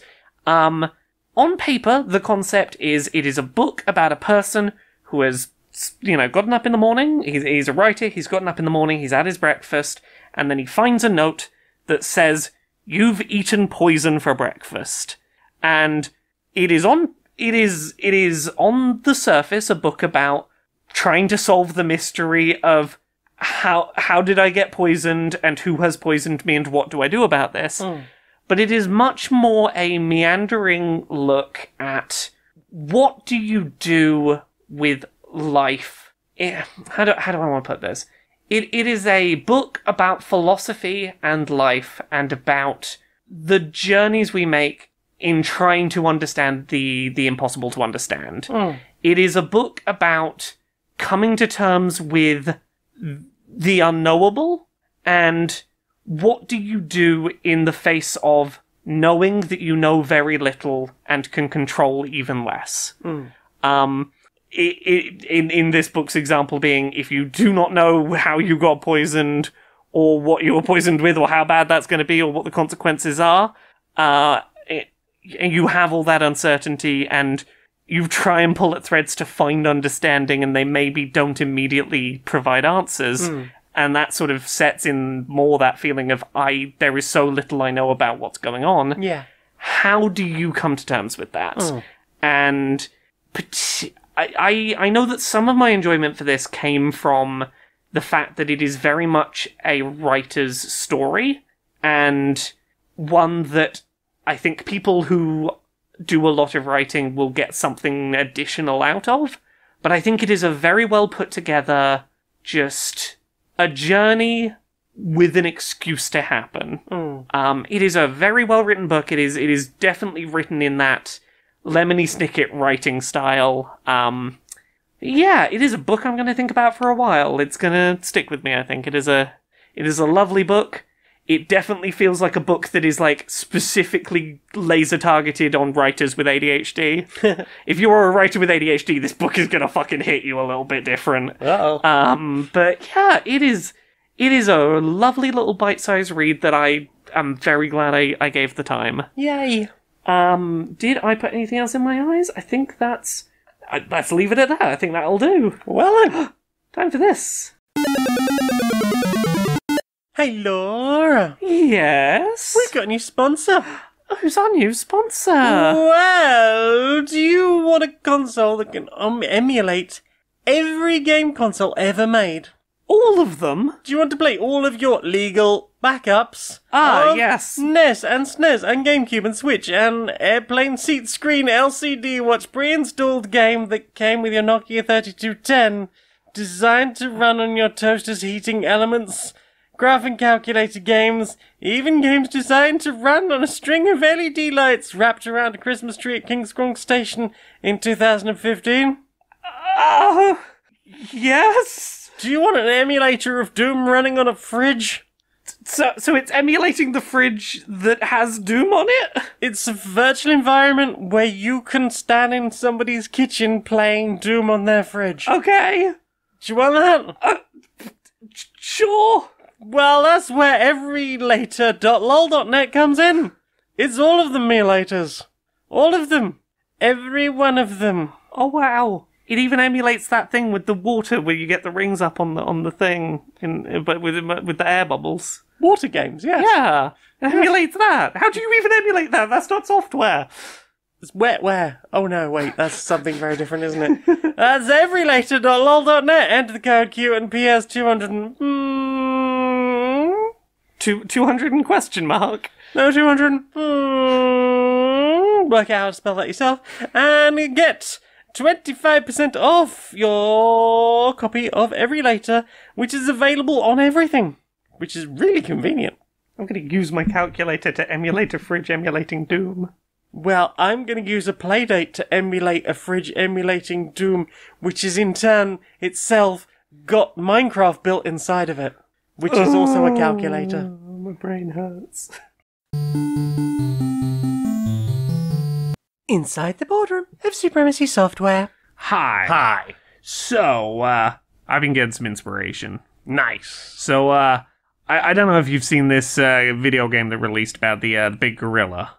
No, I don't think I know that one. No, it's based on some film license. One of our competitors put out a game about this big gorilla. It's beating up dinosaurs or whatever. Right, but, right.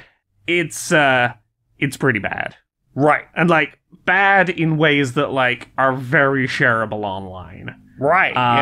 Yeah. People memeable. Memeable, you might say. You know, Right. people have been sharing gifs of like, oh, this cutscene's not finished. There's just a JPEG in there rather than an animation and shit like that. How come we haven't tried that? Well, that's what I'm suggesting. Is like, look, people complain if we make bad games. They don't want to buy games when they're bad, and I almost get that. I mean, buy them. We need you to buy them, but making a game bad in specific ways. What if we made a game that was like rushed and bad? But, like, certain things were so hilariously, like, rushed and bad that people went out to buy it to see the ridiculously bad meme game. I mean, that's how they sold so many of that goat game, where you play a goat and it's really bad. Exactly. Like, what if they made tons of those. Yeah. So, like, what if we act like, if anyone complains, we'll act like it was deliberate and satirical or whatever, but, like, It's memeable and streamable. Oh, no, in the middle of that cutscene, our character T-posed and went upside down. Whoa, that's wacky. Yeah, people like wacky. Yeah, stuff that people will buy the game just to, we just put a bunch of bugs in to be like, hey, what wacky bug will you get? It's a unique experience for you. And that Could we do, like, loot boxes for the wacky bugs? Like, get a limited edition 5-star wacky bug? I don't know. I feel like that might be... I feel like we've got to not seem like we're in on the joke. I feel like they've got to think that they're getting the laugh at us by buying the game to show off the bugs. Right. Because if it looks like we want them to know about the bugs, it's like, oh no, the corporation's trying to... It's got to be like, I'll show them, I'll buy their game and show how shit it is. Ha ha ha. You are a fucking genius. I know. So... What's gone in your ears? I've got a few things in my ears this week. A whole bunch of Taylor Swift, apparently. Well, I got a few different things I'm going to talk about. So, first thing I'm going to talk about, weirdly, is a song I learned existed from Poison for Breakfast. Right.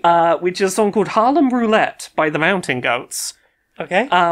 Which is a fascinating song about the tragic overdose death of a singer called Frankie Lyman, who was the writer of and singer of the song Only Fools Fall in Love, quite an old song, who was, like, in his vocal prime as, like, a famous singer, and then got drafted to war, and came back, started to write new music, only to accidentally overdose before his new works could really take off.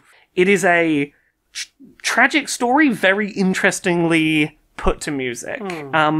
I like that this track is very literal with its lyrics. There is no mystery, there is no flowery language where you would sort of have to know the story to understand what's going on. Mm-hmm. It is very directly about the events that happened, as a very direct musical tribute to an artist's work. There is a line in it that really stuck with me as, like, beautifully written and as a really interesting core to it. Even awful dreams are good dreams if you're doing it right.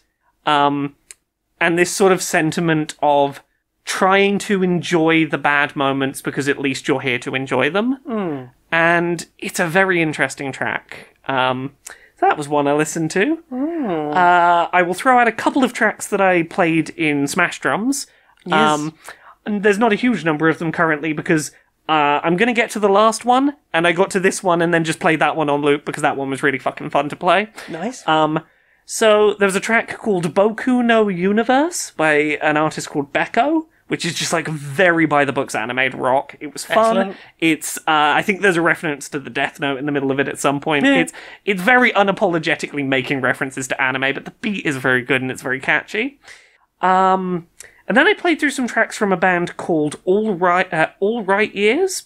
The first two tracks I had fun playing. The first two tracks were called 29 and Say Yeah. Both of them felt a little whiny lyrically. Neither of them are ones I would really listen to outside of this context. They feel a little lyrically, believe me, I'm one of the good guys. Ooh. Like, not aggressively, but enough that, like, I wouldn't trust them not to be one of those guys. Alert. Right. My radar is, like, keeping an eye on them. Like, yeah, not red flag. Yellow alert. Yeah, not red flag. Yellow flag is raised, and I'm sort of keeping it over there. They were sort of, like, not too fast-paced, had some fun beat rhythms. They were fun tracks to play. But the one I really enjoyed, and I enjoy this as a track by itself and very much to drum to, was a track called Something I Can Dance To.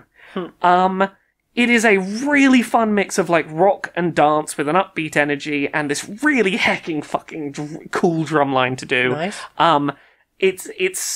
It does a lot of, like, you know the intro to Destroyer from MCR, that sort of, there's a very low floor tom being played, there's at the start of Destroyer. Okay, like triplets? Little bit, but it's on this sort of like repeating triplets on a big low drum. Right. There's a very similar thing that's like triplets with a low drum and a little bit of cymbal mixed in that like drives through the chorus. That's really fun to play along with. Nice. So those are a couple of tracks from Smash Drums. I'm sure I will have more of those in future. But here's some Taylor Swift recommendations I have this week. There was a track called Anti-Hero, which I'd heard the chorus of before on TikTok. It was the "It's me, I'm the problem, it's me." I've not done it justice there. It's come up a lot on TikTok. I knew the chorus of it. It's very chill synth pop with a very interesting sort of vocal filter effect about self-destructive behavior and self-blame. It's basically a very, everyone tells me I suck, and I don't see that when I look in the mirror, but I'm starting to believe it because of external feedback. I can only ignore, other people's shitty opinions so much. It's me. I'm the problem. It's me. Yeah. There's a beautiful track called Champagne Problems. It's a really interesting, gentle piano track about, it's very narrative focused, about someone who turns down a proposal from a man just before Christmas, and the man feels spited and uses her mental health struggles against her when lashing out. Oof. It is a super heartbreaking track, but beautifully delivered. It is like a really good track about someone who supposedly loved you enough they were about to marry you, so quickly turning to that sort of like, oh, that fucking bitch sort of mentality. And that as soon as you have said no to my advances or my advances stop here, my being nice to you ends. Yes. And it is Flirt, whatever you're ugly. Yeah, I it know the is. types.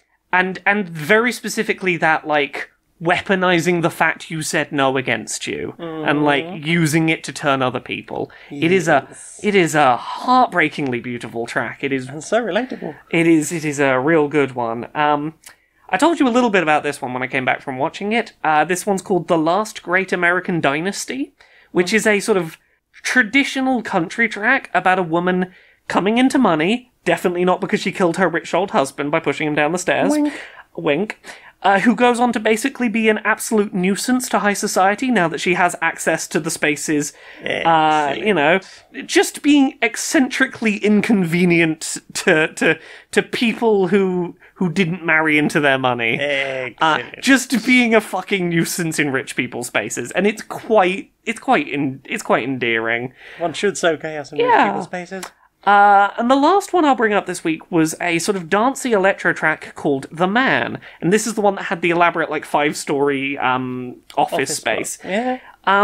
It's pretty... It's lyrically pretty basic on some, like, basic feminist ideas. Basically must be nice to be allowed to take up space and be listened to and not have to work as hard, and things would be different for me if I were a man.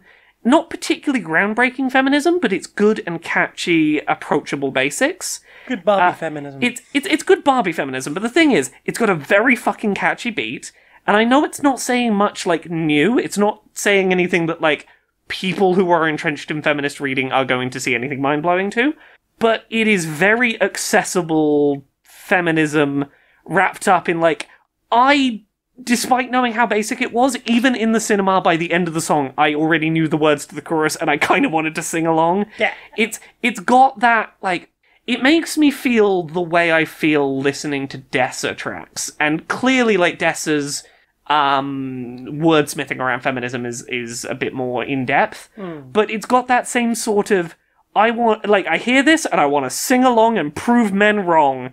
It's like, it makes me want to succeed to spite men. And you know what? If your basic level but catchy feminist track makes me want to go, yeah, fuck off, man. You've achieved your goal. It was fun and it is stuck in my head. So yeah, there's some Taylor Swift I enjoyed. Yay! There you go. I learned some Taylor Swift I like. Hashtag Taylor Swift facts. There are probably others, but those are the ones that today I could remember off the top of my head. I wanted to go and double check. Those are the ones that really stuck with I you. remembered enough about those to find them later. There's one I want to find that was in the middle of the show that was like 10 minutes long, and it was beautiful. It had a very almost like Tracy Chapman fast car vibe to it. Ooh.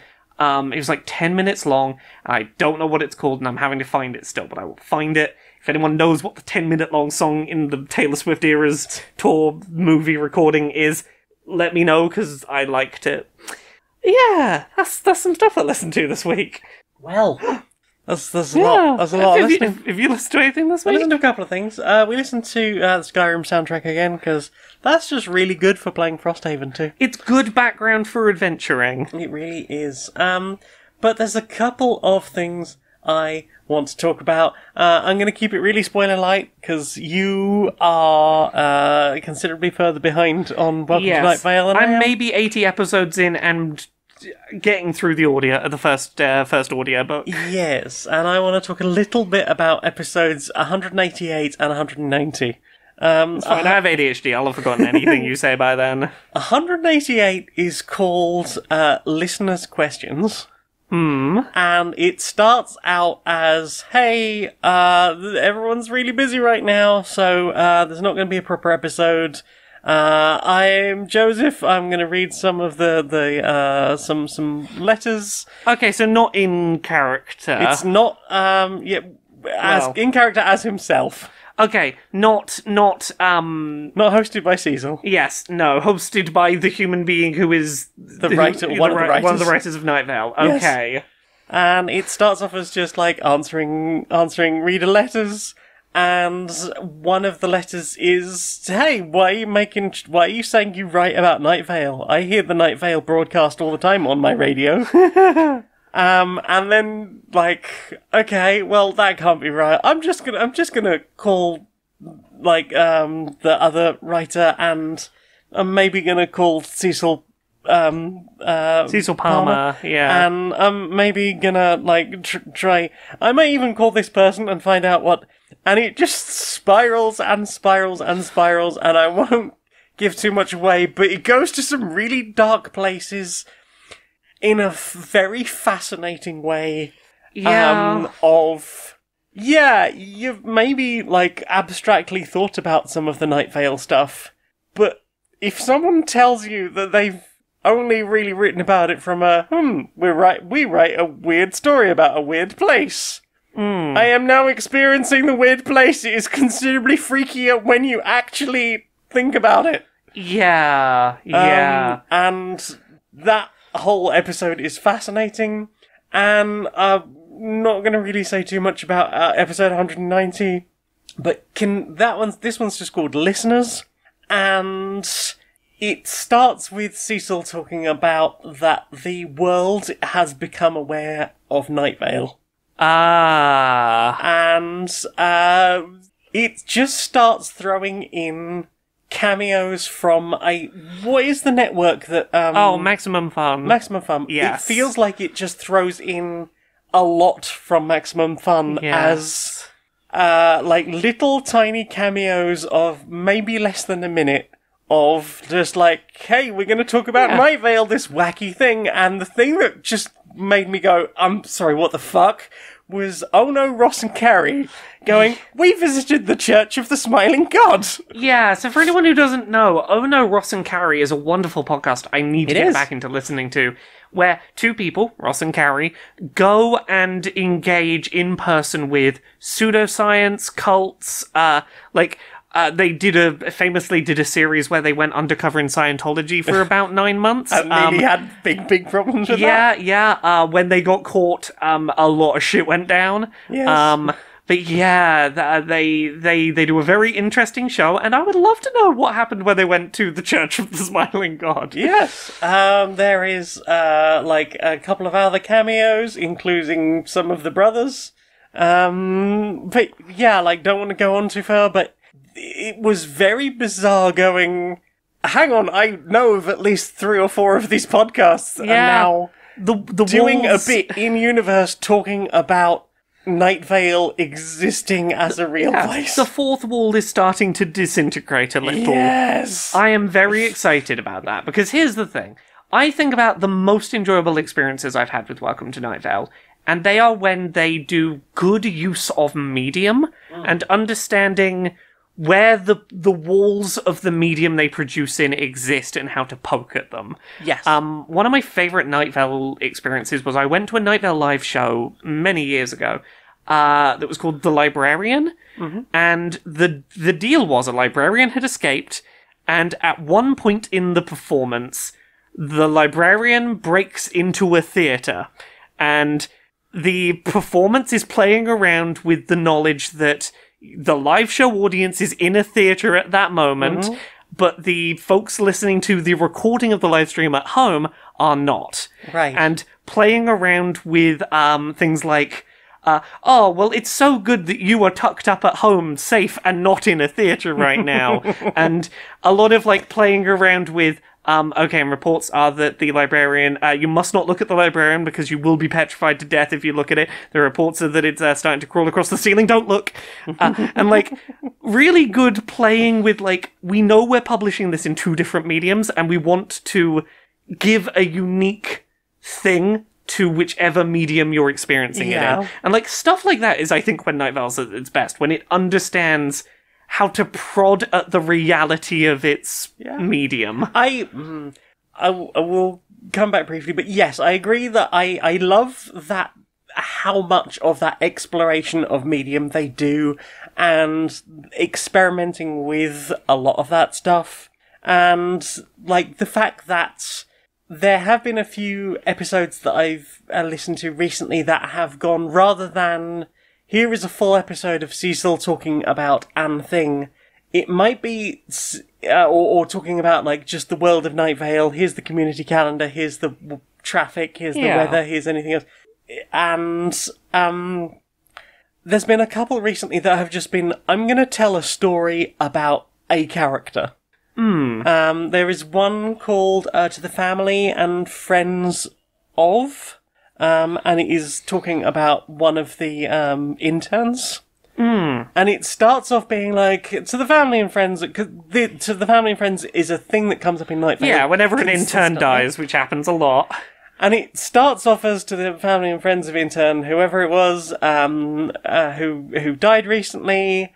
Also, by the way, as there always is, there is a vacancy here. But then it sort of completely skews that constantly reinforced narrative from throughout 150 odd episodes of Night Vale at that point, and just tells the life story of this character who just died recently and had once been an intern.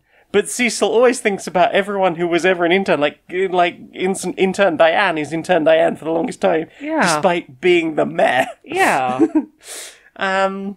That stuff, that was a really interesting change. The one thing I will say where they fucked with the media or the concept of the media that really did not work for me, and I might have talked about this previously, is an episode called All Right. I don't know it by name. It is almost exclusive. Basically, the concept is that you have to experience everything on the right-hand side because that's the narrative they're going with. Yeah. I'm almost completely deaf in my right-hand side. So to listen to this on headphones meant that, okay, well, I'll just swap my headphones around so that I can hear it. But at several points it goes, but now we're here on the left, but now we're here on the right. And that did not work for me at all as someone who was trying to just go for a walk and do the shopping. Yeah. With my headphones on and listening to a podcast and it futzing around I think I find few things as distressing as, like, being reminded constantly of that disability. Yes. In a way that feels almost teasing. Yeah. I think it is fair to say it could feel a bit mocking. Yeah. As somebody who fucks around with sound as like, making music, I kind of get it, though. Yeah. It's totally an acceptable thing to do in a piece of media, but it would maybe be a good idea to recognise that it's not going to be accessible to everyone and maybe put a heads up of, like, hey, this episode isn't going to be super accessible. Yeah, I think it does do something talking about the fact that you can, like, either don't listen to it with headphones or just swap ears, don't worry about it too much. But given the situation and the rapidity with which it can move to the other side in a couple of occasions, and even just be like, oh, it's okay, we can go back to the left here now. Don't worry, it's okay, we're here on the left. Oh no, shit, we're gonna go back. And then it's like, Yeah, and it's a shame because that sounds like a really fun concept if it works for you. If you have monophonic hearing or limited hearing on one side, listen to that episode without headphones on. Yep, that is an episode sometimes I'll be able to listen to, sometimes I won't. My hearing is all over the fucking shop. Yes. But yeah, those are some things I have enjoyed recently. Have you got anything? Else to listen to? I think that's it for me. Well then, time for this. There it is, our new device. We can finally talk to birds. Indeed, years of research finally coming together. I'm glad this second round of testing has really come together. Our new device is smaller, more portable. In fact, I can just wear it as a headband and I can understand birds everywhere I go. Yes. Now, previously we did do this just in the lab, but let's take it out for a field test today. Oh, yes. Sounds like a wonderful plan. Wonderful plan. Oh, what a lovely day it is. Lovely day. Oh, yes. Well, I mean, I see that chaffinch over there really seems to be... It's tweeting away wonderfully. Yes, it's, well... What's it saying? I fucking love trains. Trains are the best. Ooh. More trains. Oh, I love a train.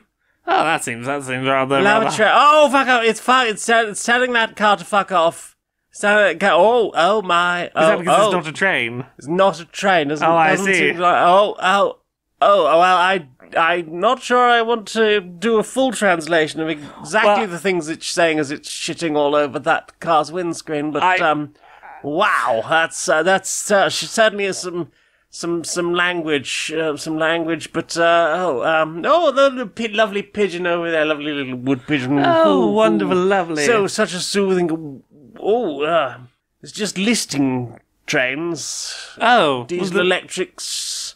Sort of positively, I assume, positive inflection. Yes, very, very... It's just talking about all the trains that it loves to that Robin over there, who is also just nodding and making affirmative tweets.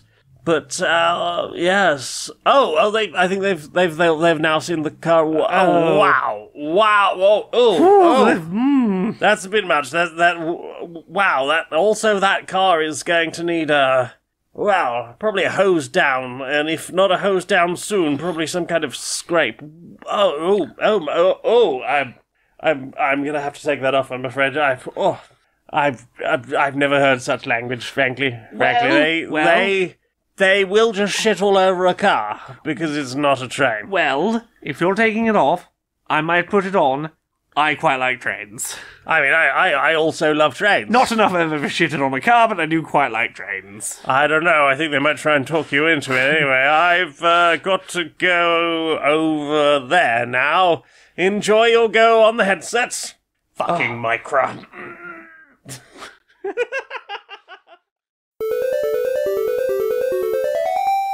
Oh, look at that. Rally chopper. I always wanted one of those when I was a kid. You always see them at car boots like this. Yeah? I bet it's going to be really expensive, though. Yeah. Yeah, you seen anything good? Well, I mean, there's some old Pokemon cards. They're not in bad condition, you know. Are they genuine, though? I mean, probably. They do look like... They're in the condition where I reckon someone's mum's dug them out of a cupboard. Played. Yeah. Played condition. Good, but good played condition. Yeah. Okay, what is that? Uh-huh. Yeah, that's not portentous. Mysterious figures sitting at a picnic table in front of a chariot which appears to be burning with black fire that gives no warmth, with a sign saying "We do collections and deliveries," written somehow handwritten, but also looking in a very gothic font. Yeah, that's concerning.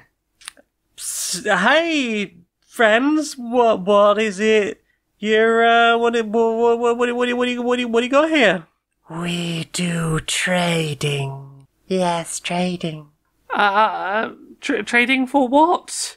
Do you like soft animals? Yes, soft animals. I do. Would you like kitten? I would, but I'm afraid of what you're going to ask for in return. We will take a fascist or a Tory. Oh, I really thought you were going to take my eternal soul. Not yours. No, not yours. Well, that table over there's got a Union Jack going off the end of it, so I'm gonna say there's a good percentage chance they'll do. Well, if you bring them over, you can have the kitten. Yes, the kitten.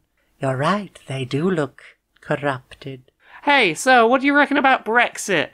Best decision we ever made, never done nothing wrong, perfect Brexit. Oh, well, would you like to take part in Brexit too? Even more Brexit. It's right over this way by the hooded figures. More independence and, oh yeah, well, we get control of our money back, now that... just a... Well, that was horrifying. But look at the little kitty! Oh. Enjoy your little kitty, thank you for the fascist. Do you know what I want to see more of? What do you want to see more of? Social Justice Warriors. Social Justice Warriors? Yeah. Alright, Larry. How you doing? Oh, my best, mate. Yeah. You doing alright? Yeah, managing, You been up to much? I've been watching people, not be great about their strike solidarity recently. No, has it reached the point of, it's been going on so long that it's becoming inconvenient to them somehow? Well, I don't even know if it's that. I feel a lot part of it is people have gotten, distracted by whatever the next thing to take their attention is, or gotten bored of acting like they are caring. Right, you know how it is. It's the difference between, what is it they say about principles are only principles if you're still doing them when people aren't looking, and it seems that even when looking, they have got bored of pretending to care. The way that some people, certainly not all, but the way that certain people have started slipping back into talking about films and TV shows that are struck works, offering them a little promotion. It reminds me a lot of when stories were coming out about video game companies being bad, and you'd get here's a news story about how bad that company is. Anyway, here's a link to our review where we give their game this good score. That sort of literally on the same page as talking about the terrible thing happening at the big company. Here's your pre-order. There's a sidebar pre-order now. The latest. It's got a little bit of that vibe, and I don't want to suggest it's everyone. It's certainly not most people. No. The dam of, strike solidarity in the, media creators online is starting to break a little, and little cracks are starting to appear. And it's at that moment where, a few people are showing up to a few premieres that they probably shouldn't, and taking a few brand deals they probably shouldn't. And it's important to remind everyone that strike is still ongoing, and it is really important at this moment, like 100+ days in, to be showing that kind of solidarity, because the movie studios, the message they will get if you start breaking, crossing the picket line. You only cared about the writers. You don't actually care about the actors. And that will embolden them to do what they did with the last round of SAG negotiations, where they offered the actors a worse deal than the one they offered before the strike began. And like that kind of shit, like they will try that shit if they think people have stopped caring about the strike. If they think you've stopped paying attention. Yeah, it feels like what we need is someone like a Drew Barrymore or whoever to go on and start advertising a bunch of movies or whatever, so that obviously that sort of level of scabbing is addressed. Exactly, and I think that's kind of the point. It's like it's easy to forget that like this.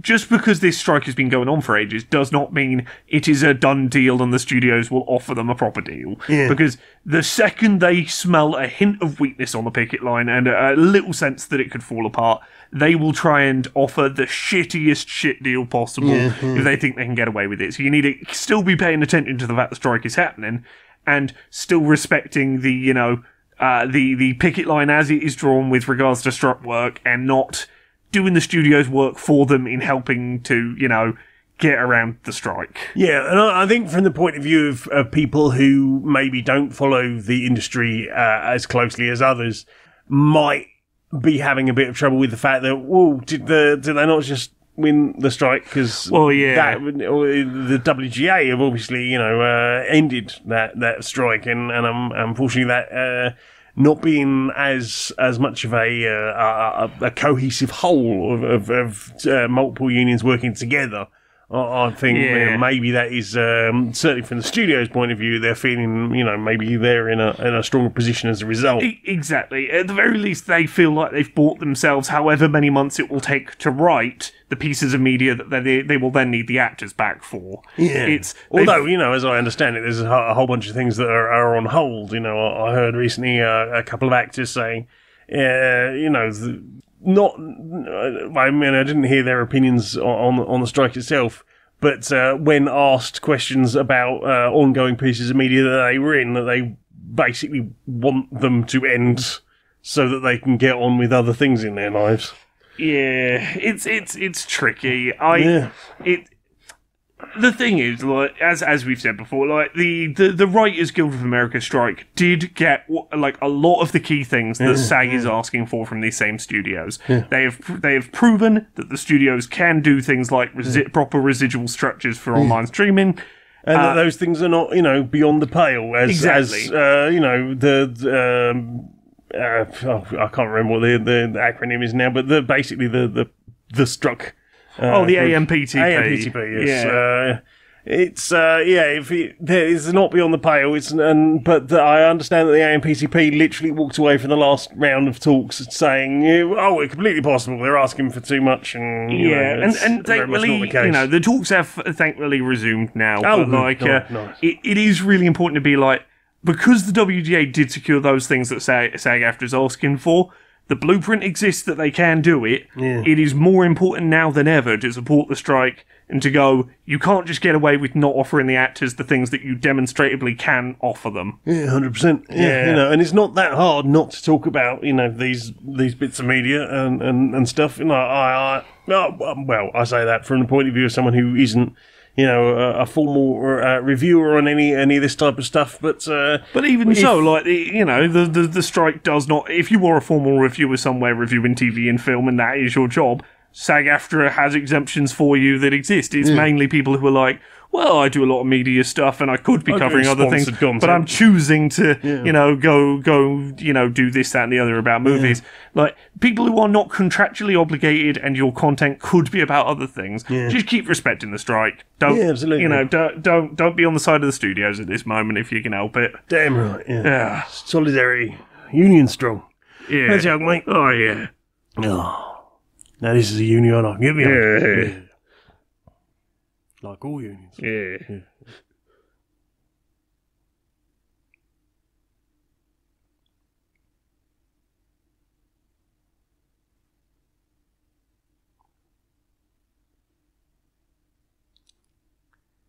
Good luck, mate. Good luck. Good luck, good luck.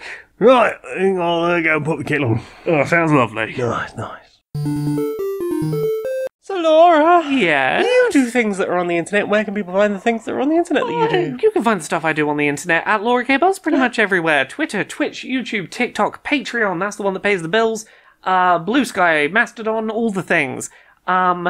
Soon, I will be trying live streaming on both Twitch and YouTube at the same time because the partner guidelines allow you to do that now. Ooh. So you might be able to find my live streams on YouTube as well as Twitch at 10 You're p.m. going to have UK. to look at 2 lots of chat. Well, I've got a thing that will show me both of them in OBS so I can read both chats at once. I'm not allowed... Twitch's partner things don't currently let you meld the chats so people in one chat can see what the other chat is saying. So I will have to... Someone in this chat has said blank and, respond to full messages so that people in the other chat know what's being responded to. I'm going to give it an experiment, see how it goes. But, we're getting to the point where I don't have to just be on Twitch. So you might see my streams also on YouTube at the same time. Stories of Autistic Joy. It's out now. Go check it out. It's really good. Yeah. Gender Euphoria audiobook is, I think, November 28th, I believe. Look forward to that. Recorded it. Yeah, and it's, in a little over a month it's going to be out, I think. So look forward to that. What about you? Where are you on the internet? I can be found at Linktree, linktree.ee/Janiac, Janiac. You can find the t-shirts I design, the music I make, the things I write about, and all that good stuff. You can help support me at patreon.com/stonedmonkeyradio for as little as $1 a month. You can help me justify a 76-hour work week. You can help me fight and recover all the people, because we've had some dropouts recently. Ooh, winter's coming. Winter is coming. It's always the time when there's a whole bunch of people that drop out on Patreon, and so yeah, you can help me recover from that. That's everything. Laura, will you sing us out, please, darling? Until next time, be a stranger.